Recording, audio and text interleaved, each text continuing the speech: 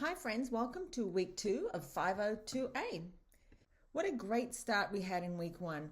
You made great connections with the CSTPs, ISTE and JEIE, and it was quite interesting that some of you had never heard of these things and some of you were very, very comfortable with them. That's wonderful to me because that means we can still learn from each other. I really appreciated the community. You were responsive to each other. We love to travel, we love our family, and there's quite a few weddings and babies coming along in this program, so that's exciting too. The teaching loves, you've all had similar teaching loves, those aha moments, the connections and the relationship with students.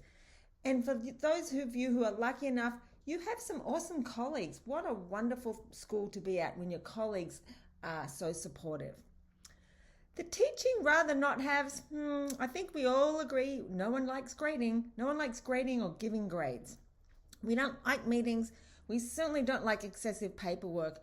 And an issue that started to come up in several of you was that the parents are unsupportive. And that just makes me so sad because I think that school and learning should be a community and a collaborative effort. But I think you have great ways to overcome these. So I appreciate your openness in sharing. It was great to meet you in Zoom. I want to just remind you of a few things. This program is about support. So that means if you get constructive criticism, take it as an opportunity to grow, not as a criticism. Feedback is to help you grow. Feedback you'll get from me, feedback you'll get from each other, from your mentor, and from your other instructors. I want you to know that I am available to you. I am the program coordinator as well as the instructor of this class. You can reach out to me anytime. I'm working all summer long, so don't feel bad about contacting me. If I can't return your call or jump on Zoom, I'll just let you know. We do have future Zoom meetings. There's one coming up in week 2. It's optional. It's just an opportunity if you have questions to jump in and ask them. You do not have to attend those meetings.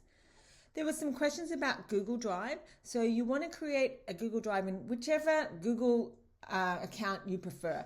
If you use the Cal State Fullerton one, make sure you change the settings so anyone with the links can view. If you're using a school one, sometimes the schools completely block outside people, so double check that too.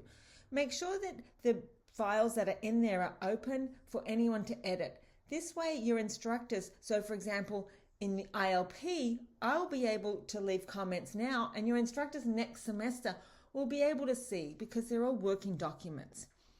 Questions about working ahead were raised, and I am completely fine if you wish to work ahead. That said, I'm working week by week. I also want you to make sure if you are working ahead that you're actually going through the module and not just completing the assignments. You'll see, and I'll talk about it on the next slide actually, or on the final slide, that each module has resources for you to explore, and I want you to take that time to explore them. And you will also need to be engaging in the discussions. So can you work ahead on the CSTP evidence? Absolutely. But you still need to engage in the discussions. And then there was questions about the CSTP evidence portfolio hyperdoc thing, and I'm going to talk about it right now. So it looks like this. You'll be completing the column 2 and column 3 in this class. So in column 2, list of things that I do. So basically just create a bulleted list. For example, I give my students a survey at the beginning of the year. I keep a record of this. I talk to the teachers from last year. I look at their files. Whatever you do, just list it.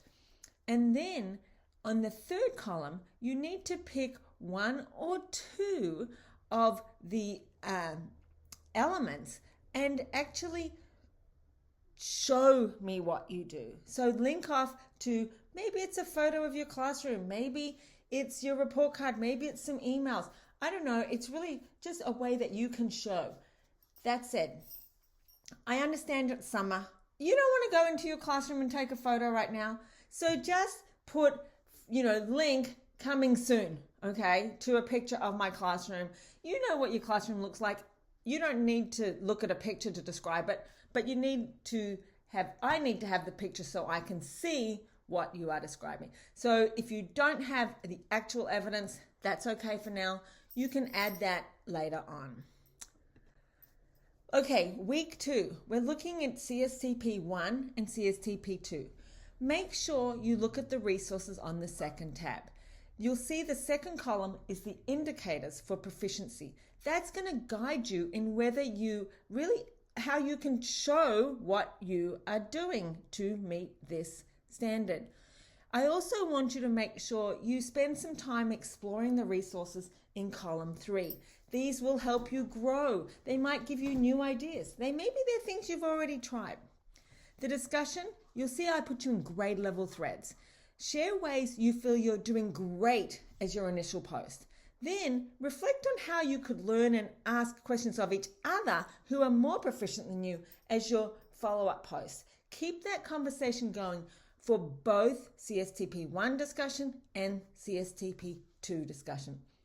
That's it from me. Keep up the great work. You know how to get a hold of me.